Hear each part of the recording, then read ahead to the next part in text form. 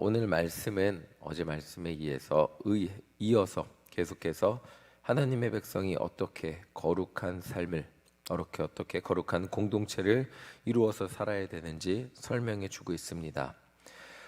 사실 오늘 본문을 쭉 읽어보면 어떤 하나의 관통하는 주제를 찾기가 어려워 보이기도 합니다. 그냥 하나님의 백성이라면 그냥 너무나 당연히 지켜야 할 규례들을 어떤 특별한 주제나 카테고리를 나누지 않고 쭉 생각나는 대로 적어 놓은 것 같이 보이기도 합니다.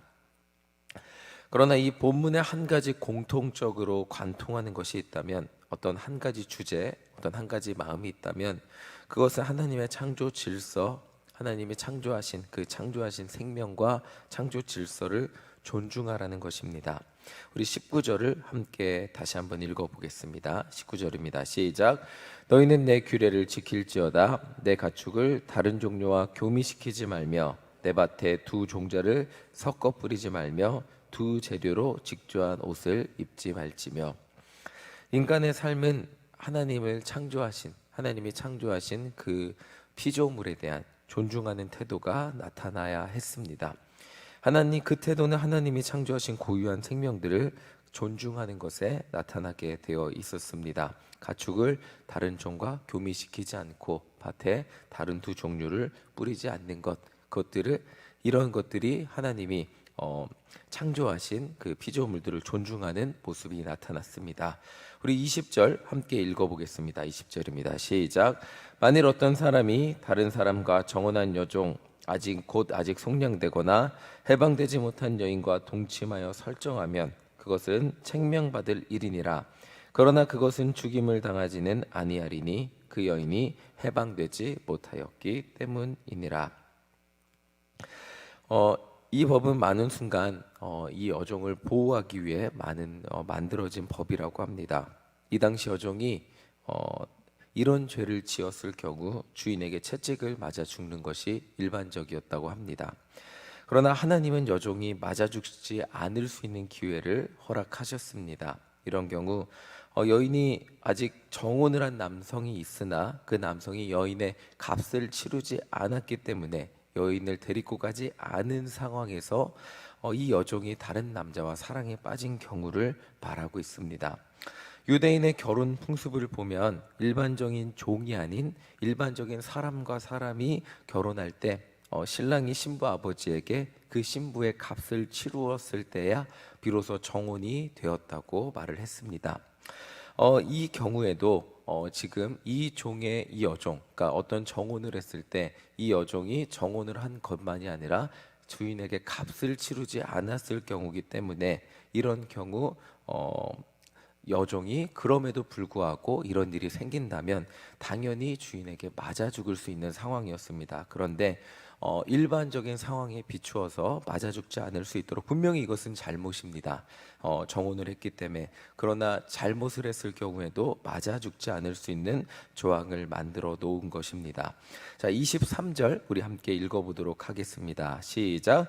너희가 그 땅에 들어가 각종 과목을 심거든 그 열매는 아직 할례 받지 못한 것으로 여기되 곧 3년 동안 너희는 그것을 할례 받지 못한 것으로 여겨 먹지 말 것이요.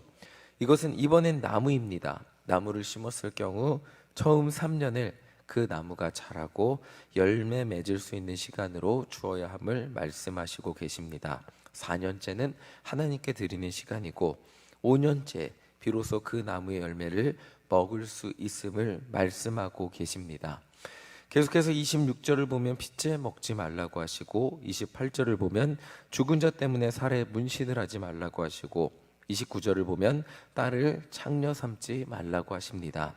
이 당시 실제로 학자들이 연구에 따르면 가나안의 나쁜 풍습 중에는 가난한 사람들이 딸을 낳아서 그 딸을 창녀 삼아 가족이 먹고 사는 경우들이 있었다고 합니다. 그런 풍습이 있었는데 이런 악한 행동을 따라하지 말라고 말씀을 하고 계신 것입니다.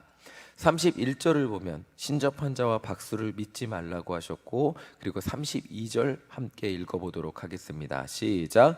너는 센 머리 앞에서 일어서고 노인의 얼굴을 공경하며 내 하나님을 경외하라. 나는 여호와이니라.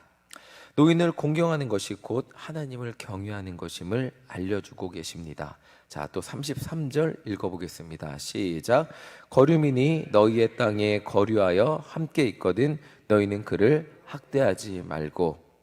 이번에는 이스라엘 민족이 아닌 나그네 곧 외국인을 학대하지 말고 챙겨주어야 함을 말씀하시고 계십니다. 35절에는 공평하게 재판하고 공평한 조율을 사용해야 함을 말씀하시고 계십니다. 이렇게 공통점이 없어 보이는 하나님의 말씀들을 쭉 나열해서 살펴보았는데 한 가지 관통하는 것이 있다면 너희가 너희의 힘으로 무시하거나 마음대로 할 수 있는 것 같은 그것들을 마음대로 하지 말고 하나님의 창조 질서를 기억하며 존중하며 하나님의 말씀에 근거해서 살라고 말씀하시고 계심을 알 수 있습니다. 종자를 섞는 것, 인간은 자기 마음대로 종자를 섞어서 뿌릴 수 있습니다. 그리고 정혼하지 않은 남자를 정혼한 남자가 있는 여종이 다른 남자와 관계한 그 여종을 자기 마음대로 처분하는 것, 죽이는 것, 과일나무를 기다리는 것, 핏째 먹지 않는 것, 죽은 자 때문에 산 사람이 문신하지 않는 것, 딸을 창녀가 되지 않게 하는 것, 나그네를 학대하지 않는 것, 노인을 공경하는 것, 이것은 어떻게 보면 인간이 힘이 생기면 자기의 힘으로 자신의 이익을 위해 무시하거나 당시 풍습에 의해서 자신만의 이익을 위해 살게 될 때 인간이 하나님이 창조하신 그 창조 질서를 무시하고 거룩을 잃어버린 삶을 살게 되는 모습으로 나타나게 될 수 있는 것입니다. 그러나 오늘 본문을 기억하며 살게 된다면 하나님의 백성은 아무리 자신이 마음껏 할 수 있는 힘이 생긴다 할지라도 자신의 이익을 위해 살고 싶어진다 할지라도 세상을 만드신 하나님을 기억한다면 넘어서는 안 되는 선을 발견하게 될 것이고 그 선에 의해서 온전히 하나님의 백성으로 살아가게 되는 것이었습니다. 37절 우리 함께 읽어보겠습니다. 37절입니다. 시작. 너희는 내 모든 규례와 내 모든 법도를 지켜 행하라. 나는 여호와이니라. 하나님이 원하시는 것이 있다면 이 모든 법도를 지킴으로써 한 인간이 그리고 한 공동체가 하나님이 창조하신 하나님의 백성의 모습을 잃지 않고 살아가는 것이었습니다. 하나님은 인간을 가능성의 존재로 만드셨습니다. 인간은 많은 것을 할 수 있습니다. 심지어 하나님이 원하시지 않는 것도 할 수 있습니다. 그런데 자기 마음대로 할 경우 많은 것을 잃어버리며 살 수 있습니다. 어린아이들이 어른들보다 할 수 있는 것들이 훨씬 적습니다. 그런데 죄는 어른들이 훨씬 더 많이 짓는 것을 알 수 있습니다. 레위기 19장을 보면 하나님은 인간에게 거룩하라고 하시면서 많은 명령을 주셨습니다. 그런데 이 본문을 보면 거룩은 어떤 영적으로 충만한 상태라기보다는 하나님 말씀대로 살아가는 것, 그 삶에 하나님이 창조하신 그것들을 존중하는 모습이 나타나는 삶의 모양을 의미함을 알 수 있습니다. 오늘 하루도 거룩한 삶을 살아가는 우리 모두가 되시기를 간절히 소망합니다. 그 거룩은 하나님이 우리에게 주신 힘과 능력으로 내 마음, 내가 모든 것을 할 수 있다고 모든 것을 내 마음대로 하고 살아가는 것이 아니라 하나님이 만드신 세상을 하나님의 자녀가 하나님이 만드신 세상을 사랑하고 섬기고 존중할 때 거룩한 삶이 완성됨을 기억하시기 바랍니다. 오늘 이 새벽 시간 기도를 하는 이유는 이 거룩한 삶이라는 결과를 만들어 가기 위한 과정입니다. 우리 삶에 많은 힘과 능력을 허락하신 이유도, 우리의 힘과 능력으로 내가 모든 것을 할 수 있는 이유도 하나님이 창조하신 세상을 존중하고 사랑하고 섬기기 위함입니다. 성경은 이런 삶이 바로 거룩한 삶임을 우리에게 알려주시고 있습니다. 이 새벽 시간 과연 내 삶의 거룩이 무엇인지 묵상해 보시기를 간절히 소망합니다. 하나님은 저 멀리서 엄청 빛나는 어떤 한 사람의 예를 들어 거룩한 삶이라는 예라고 말씀하지 않으시고 오늘 이 레위기 말씀을 보며 아주 작은 삶의 모습, 일상의 삶의 모습, 그리고 인간이 지어서는 안 되는 삶의 모습을 통해서 거룩이 무엇인지 우리에게 알려주시고 있습니다. 내가 함부로 해도 되는 여종, 당연히 저 여종은 죽어 마땅하지만 그 여종이 죽지 않을 기회를 주는 것, 그것이 거룩임을, 그리고 그 여종을 보호하고 그 여종이 속건제를 통해 속죄하고 그 잘못한 사람들이 돌아올 수 있는 공동체를 만들어주는 것이 거룩임을 우리에게 알려주고 있습니다.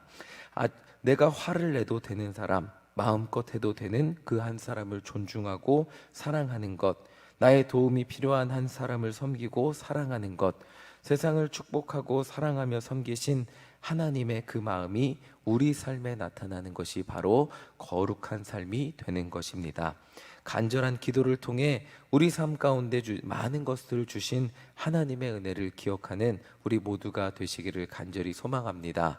내가 많은 것을 할 수 있습니다. 나는 가능성의 존재입니다. 그러나 내가 할 수 있다고, 하나님이 능력 주셨다고 내가 하는 모든 일들이 거룩한 것은 아닙니다. 이 시간 기도함으로 주님과 동행하며 우리가 살아가며 걸어가고 내가 하는 행동 하나하나 모든 것들을 하나님 앞에 묵상하고 기억하며 내가 말하고 내가 생각하고 내가 행동하는 모든 것들이 주님 앞에 비추어 거룩한 삶을 이루어가는 우리 그 모두가 되시기를 간절히 소망합니다. 아멘. 찬송가 449장 함께 찬송하시겠습니다. 찬송가 449장입니다.